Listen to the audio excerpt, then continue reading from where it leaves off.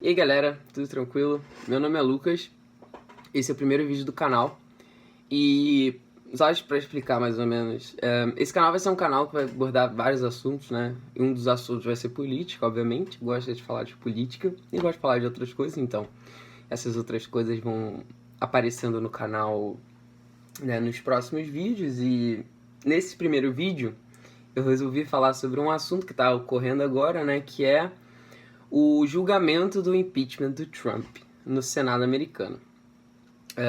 Nessa última semana agora, a acusação, né, que são basicamente os democratas, eles se declararam lá, né, na sua totalidade deu mais de 20 horas de fala, né, para cada um lá dos managers, né, dos impeachment managers. E, bom, eu não vou falar sobre as 20 horas da acusação porque não vale muito a pena. Eu vou falar sobre a defesa, né? Essa primeira parte da defesa, pelo menos.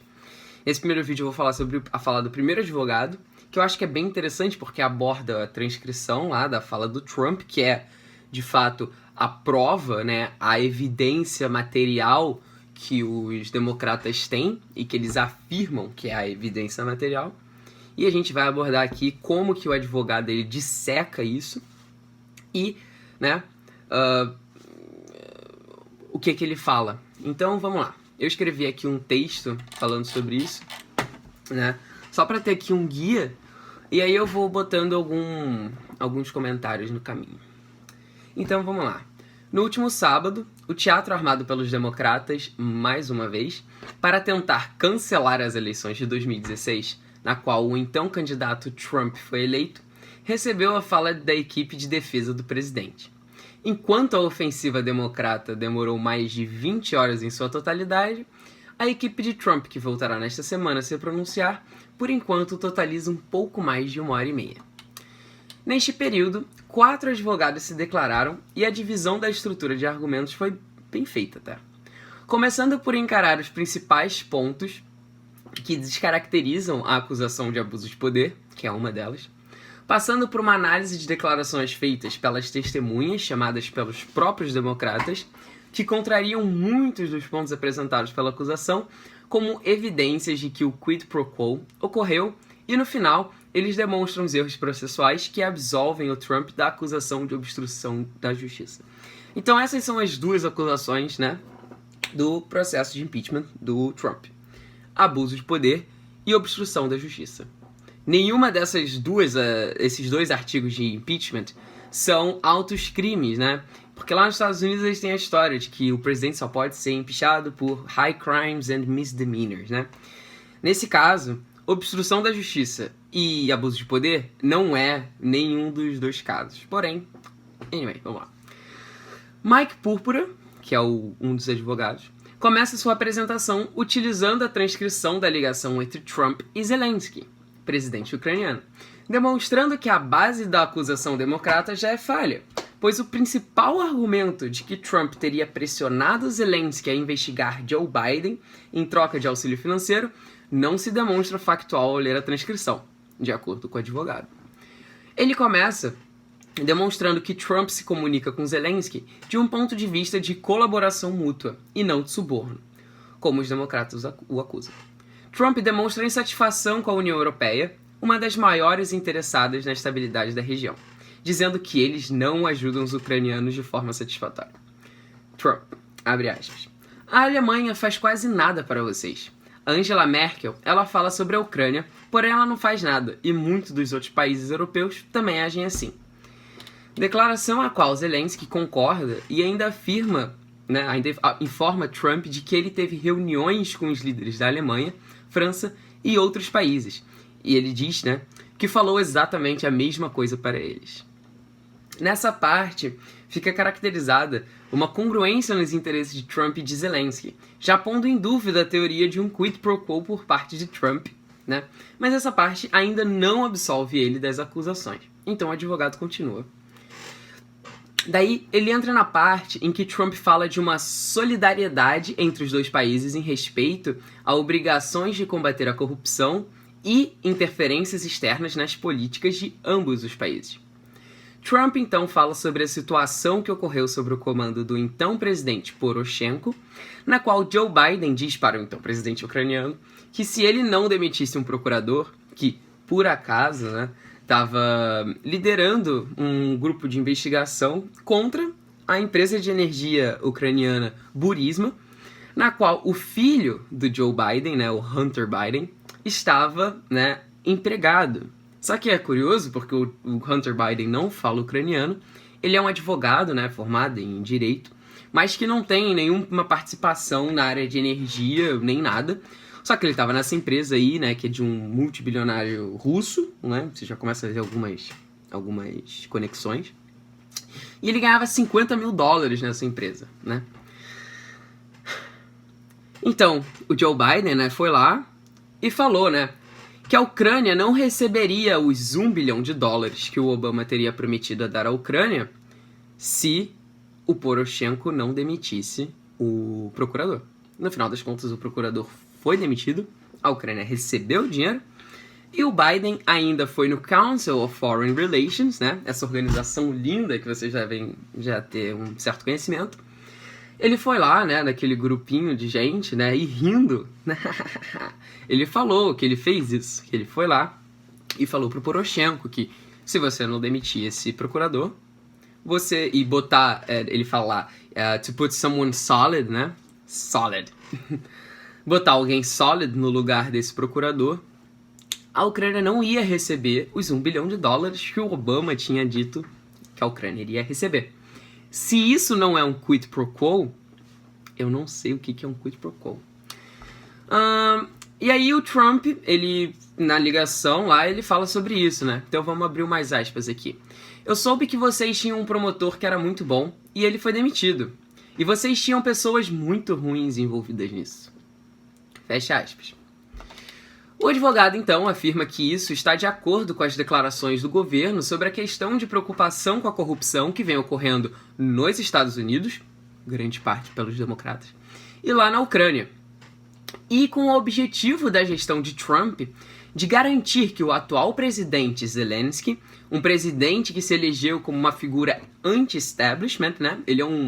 Eu acho que ele é um comediante, ele é um apresentador, ele é uma figura, né, da mídia, ucraniana. É bem curioso o caso dele também, lá na Ucrânia, da eleição dele. Então ele se elegeu como uma figura anti-establishment e uma agenda de reformas políticas, né? Porque a Ucrânia, ela ficou bem conhecida nesses últimos tempos por vários casos de corrupção e a invasão, né, da Rússia, que invadiu a Ucrânia e gerou toda essa situação geopolítica entre Ucrânia, União Europeia e Estados Unidos, né? E daí ele fala que tá bem alinhado, né, esse discurso da ligação com o discurso que Trump vem apresentando no seu governo.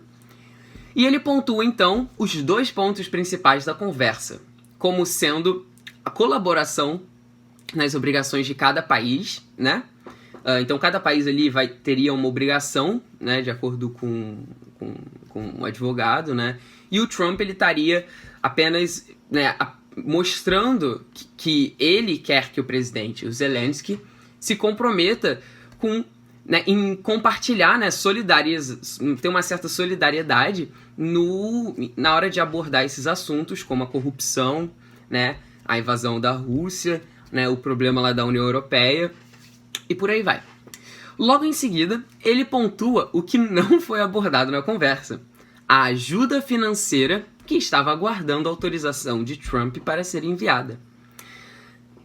Esse ponto é muito importante, pois os democratas acusam, né, o Trump de ter adiado o envio desta ajuda para forçar o governo ucraniano a investigar os Bidens. Ele continua e cita Zelensky. Eu vou abrir umas aspas aqui para o Zelensky. Eu gostaria também de agradecer você pela sua grande ajuda na área de defesa. Nós estamos prontos para continuar a cooperar nos próximos passos. Especificamente, estamos quase prontos para comprar mais mísseis Javelin dos Estados Unidos com um propósito de defesa. Fecha aspas. Mísseis Javelin, né? Se você já jogou Call of Duty Modern Warfare 2, tinha uma bazuca lá que era o Javelin, que você usava para destruir os helicópteros lá que apareciam e tal, os aviões, caralho. Ele é um míssil, né, que você mira no veículo inimigo, ele faz um lock nesse veículo inimigo e é um míssil muito forte que destrói o veículo quase com um tiro só, praticamente. É um míssil muito poderoso e a invasão da Rússia utilizou muitos veículos. E é importante também que, o advogado, ele observa que esse acordo não tem nada a ver com a ajuda financeira que teria sido usada como suborno. E ainda afirma, né, que só Trump autorizou esta venda, né, dos mísseis, enquanto Obama sempre a proibiu.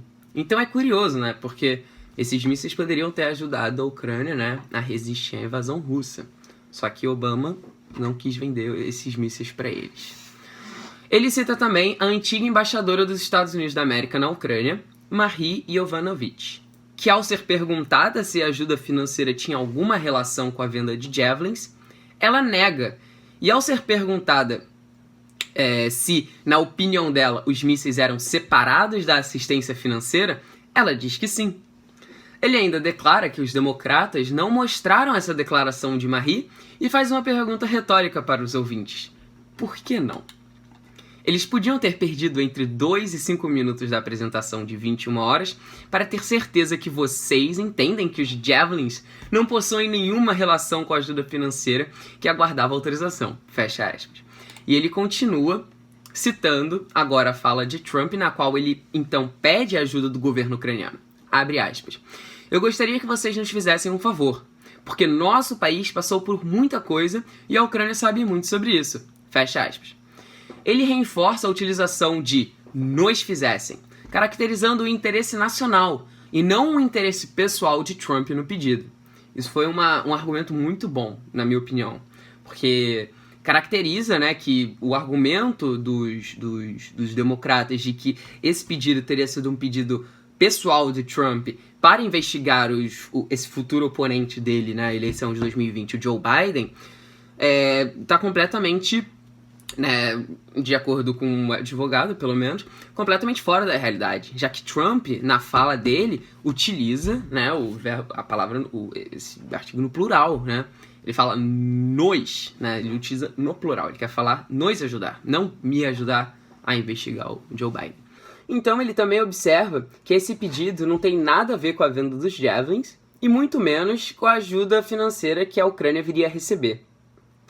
Então, conclui esta parte afirmando que quando os democratas, em sua apresentação, tentam demonstrar uma conexão entre a venda dos mísseis e a ajuda financeira que estava temporariamente adiada, eles estão fazendo um argumento ilusório e enganoso, né? E fala que na conversa, Trump nunca citou a ajuda financeira e nem Zelensky.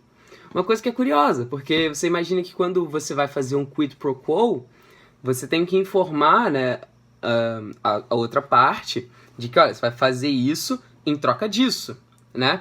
Só que nem Zelensky comentou a respeito da ajuda financeira, né, como uma resposta, e nem o Trump citou a ajuda financeira como sendo uma contraparte à investigação, né, a ajuda, né, na investigação, ou pelo menos a ajuda em saber o que aconteceu, que ele estava pedindo pro Zelensky, né?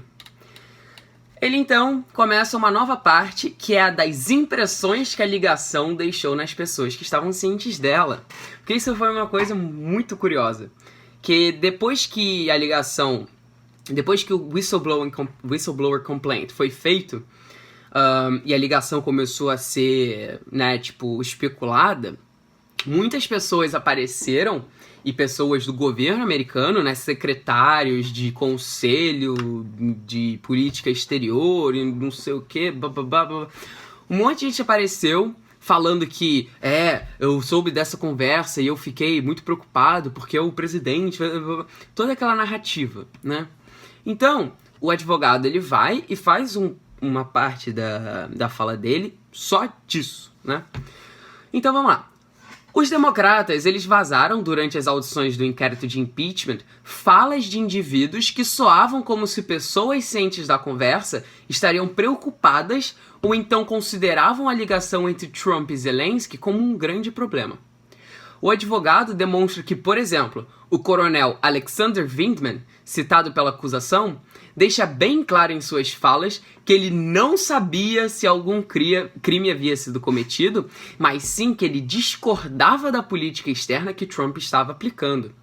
E continua dizendo que quem decide as políticas que vão ser aplicadas é o corpo de líderes eleitos, enquanto o corpo de funcionários, o Deep State, né, o qual o Vindman faz parte, tem o trabalho de implementar as mesmas, né? Então o advogado ele ainda reforça que, bom, a opinião do coronel Alexander Vindman não importa, né? Porque ele é apenas um funcionário do governo.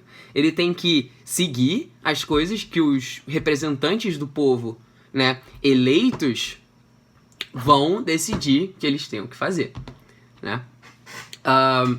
Ele, então, cita outras pessoas que estavam presentes na ligação e deram outras declarações, como, por exemplo, o general Keith Kellogg. Abre aspas. Eu estava presente durante a ligação entre Trump e Zelensky. Eu não ouvi nada de errado ou impróprio. E eu tive e tenho nenhum receio. Fecha aspas. Ele, então, prossegue e fala sobre outras testemunhas, como Jennifer Williams, funcionária de Keith Kellogg, que disse durante sua fala no inquérito que tinha preocupações acerca da ligação. O advogado, então, faz uma observação que traz um pouco de dúvida acerca dessas declarações. Abre aspas. A senhora Williams... Isso é o advogado falando, né? A senhora Williams ficou tão incomodada com a ligação que ela disse isso para exatamente 0 pessoas num período de 2 meses entre a ligação e a sua fala na Câmara. Os acusadores não lhe contam isso. Por que não? Fecha aspas. De novo aquela pergunta retórica, né? Ele continua e aborda outras testemunhas citadas pela acusação e demonstra que essas situações contradizem a acusação, demonstrando ou um despreparo ou, no mínimo, uma escolha bem seletiva de citações. Eu não vou abordar todas as citações que ele faz, né? Porque ele fala sobre o não sei o que, Morrison, tem lá o Kent, que é um embaixador. Ele cita várias testemunhas e mostra as incongruências entre o que eles estão falando, certo? E o que os democratas estão afirmando que eles falaram. Eu achei genial, porque é o vídeo. Ele mostra o vídeo, né, na apresentação. Partindo então para citar pessoas do lado ucraniano e o que elas achavam sobre a ligação, e, spoiler alert, né? Ninguém lá, incluindo o presidente Zelensky, achou nada de errado com a ligação, né? O advogado então faz o argumento de que se as duas partes interessadas no assunto não veem nada de errado na ligação, os acusadores só podem fazer os argumentos que fazem tendo o poder de ler mentes para saber o que realmente estas pessoas pensam, e ainda pior, estão dizendo que os ucranianos, aliados americanos, estariam mentindo. E para selar, ainda mostra que os ucranianos nem sequer sabiam que a ajuda financeira estava sendo temporariamente pausada para que a equipe do governo dos Estados Unidos da América pudessem revisar aonde esse dinheiro seria investido e se o novo presidente Zelensky estaria de acordo com os interesses americanos. Pondo em completo devaneio as afirmações democratas de que um quid pro quo estaria ocorrendo nesta ligação, já que para o quo acontecer, é necessário a outra parte estar ciente de um quid a ser feito. E se retiramos a ajuda financeira que Trump estaria usando para forçar o governo ucraniano da equação, temos apenas uma ligação entre 2 líderes discutindo interesses comuns e coisas em que ambos os países poderiam se ajudar. Ele comprova isso citando múltiplas testemunhas afirmando que os ucranianos só tomaram conhecimento desse adiamento após uma matéria do site Politico, né? De novo, esse site. Esse site é um site que ele fazia matérias boas até. Hoje em dia, né, como toda mídia, ele tá completamente tomado pela essa identidade, política de identidade, né, essas feminismo, etc. Então, já é uma coisa meio esquerdismo puro. Ele então cita também o próprio Trump, após a ligação, negando para múltiplas testemunhas que ele não tinha interesse algum em um quid pro quo. O Trump fala isso, não é uma evidência muito boa, mas, bom, se o cara fez a ligação, né, e na ligação ele não ofereceu, e depois pessoas foram perguntar pra ele se ele tinha feito isso e ele disse que não, bom, é o que ele disse, né? E daí ele mostra que testemunhas que afirmaram a tese de que haveria ouviram isso do embaixador dos Estados Unidos da América na União Europeia, o Gordon Sondland, antes do mesmo conversar com Trump e ter essa informação negada pelo mesmo. Então, as testemunhas que foram lá declarar, né, que elas tinham essa ideia de que o quid pro quo tinha ocorrido, elas afirmaram isso baseado na declaração do Gordon Sondland, baseado em conversas com esse cara. Só que daí, ele, depois, né, depois que a ligação foi feita, ele foi perguntar pro Trump, né, se o Trump, o que ele queria com a Ucrânia. E daí o Trump disse que ele não queria nada e que ele só queria que o Zelensky fizesse a coisa certa. Ponto, né? Sondland é um caso curioso, pois ele nunca afirma objetivamente, categoricamente, que o suporte financeiro estava ligado a, como ele diz, abre aspas, qualquer coisa, e que ele apenas acreditava e presumia, na opinião dele, que este seria o caso. E o advogado, ele mostra, né, no vídeo, ele mostra lá os vídeos das testemunhas falando e do Sondland falando várias vezes que ele presumia, que ele acreditava, que na opinião dele isso estaria acontecendo, etc, e etc. E continua nessa linha por um tempo, mostrando vídeos de testemunhas, né, até dizer mais uma vez, abre aspas, a acusação não lhes mostrou isso. Por quê?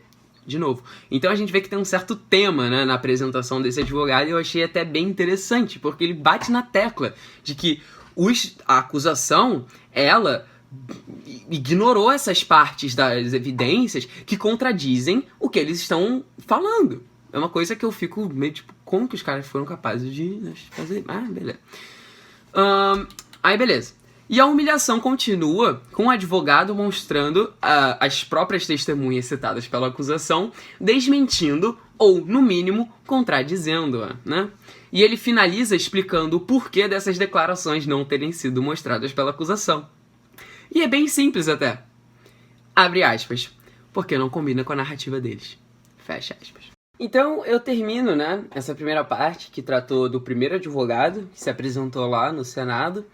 Eu, assim, na minha opinião, eu acho que foi algo bem esclarecedor, né? Porque apesar da maioria dessas informações a respeito, né, de que o adiamento do envio da assistência financeira não tinha nada a ver com isso, porque o Trump não tá fazendo isso só com a Ucrânia. Ele já fez isso com o Líbano, já fez isso com o Paquistão, com o Afeganistão e com vários outros países que, bom, os Estados Unidos fica dando dinheiro para esses países ad eterno, né? E o Trump, com essa política de America First, tem revisto esses mandamentos de dinheiro lá para fora e tá vendo se esse dinheiro está sendo bem investido, se os líderes desses países, né, estão apoiando eles. O Líbano, por exemplo, não estava aplicando dinheiro na ação antiterrorismo, o Paquistão também não. Então, isso tudo faz parte de uma tratativa, né, do governo americano com os outros países para garantir que esse dinheiro está sendo gasto, né, a favor dos interesses dos Estados Unidos, né? Eu não sou a favor, né, dessa interferência dos Estados Unidos nos outros países. Eu acho que já passou do tempo, né, dessa imaginação bushiana, né, do Bush pai, dessa nova ordem mundial e de que os Estados Unidos ele vai, né, ser o puxador disso, né? E eu acho que é interessante ver, né, entender esse processo, porque ele se trata de um processo de um cancelamento da vontade popular, né? É um cancelamento de uma eleição em pleno século XXI, né? No país, né, mais livre do mundo, supostamente. O impeachment da Dilma aqui no Brasil, né, pelo menos a acusação foi algo que faz sentido. E realmente aconteceu. A mulher, ela maquiou, né, a nossa economia durante o governo dela praticamente inteiro. Tá ligado? A gente já tava na recessão antes de saber que tava na recessão. Porque ela mentiu pra todo mundo, né? E, bom, foi empichada por fuder tudo. Na minha opinião, acho que foi... No caso do Trump, na minha opinião, já tá claro que é uma tentativa dos democratas, porque eles sabem que não vão ganhar a eleição, eles sabem que a única forma do Trump sair, né, no primeiro mandato é o impeachment. Eles já sabiam disso em 2016, que eles não têm candidatos. Quem são os candidatos dele? Joe Biden, que é o corrupto, né? Tem o Bernie Sanders, que é um socialista. O Pete Buttigieg, sei lá, que é um branco que odeia a própria raça, tá ligado? E fala lá sobre política de identidade, fala sobre várias coisas. Então, o Partido Democrata, né? Ocasio-Cortez, Nancy Pelosi, esse pessoal é louco. Adam Schiff. Não vai ganhar a eleição. É impossível. Então, eles sabem que o impeachment é a única opção. E o pior, né?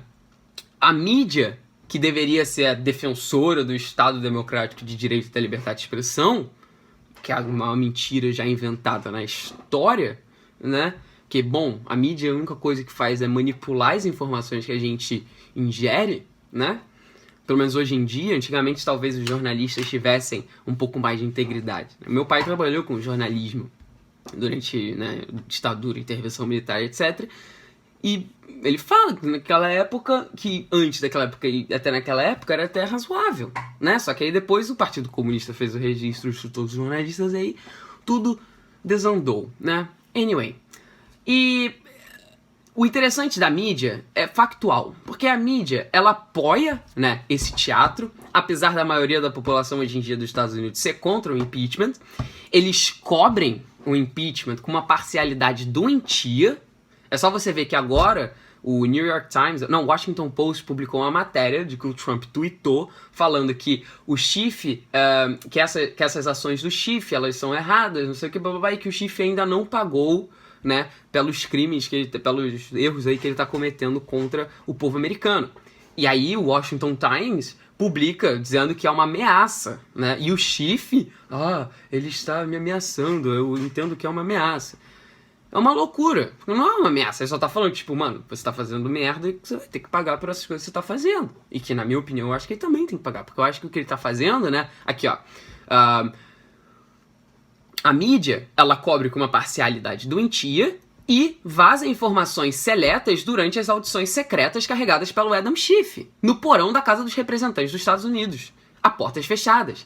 Porque essas audições que o Schiff fez no início, né, de coleta de provas, de testemunhas, o início foi fechado ao público, nem os republicanos podiam entrar, e todo dia que tinha essas audiências, vazava uma citação de alguém que, isso é prejudicial para o governo. Só que agora que a gente tem a totalidade das evidências, a gente vê que não passa, né, aqui, ó,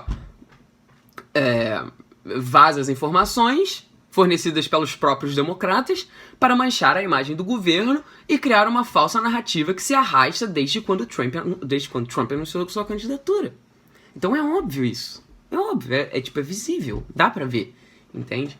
Então eu acho que é interessante a gente ver, entender esse fenômeno, pra gente entender o que vai acontecer aqui no Brasil, o que tá acontecendo no Brasil, porque vira e mexe a gente vê essas narrativas loucas que a mídia cria, né? Agora tem essa narrativa do Moro e do Bolsonaro, que é um grande nada, que não aconteceu nada. O Bolsonaro só falou que isso foi apresentado, ele repassou pros secretários dele, vai ser estudado.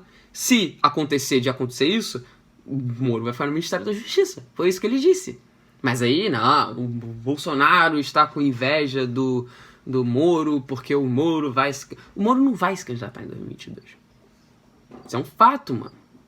Tá ligado? Então eu acho que é falsa narrativa, entende? E então é isso, ó. Por enquanto é só. Se inscreve, tá ligado? Se inscreve no canal pra ficar ligado aí nos próximos vídeos. Curte o vídeo e comenta o que você acha dessa novela. E que eu acho que vai se arrastar por um tempo ainda. E é isso, galera. Até a próxima.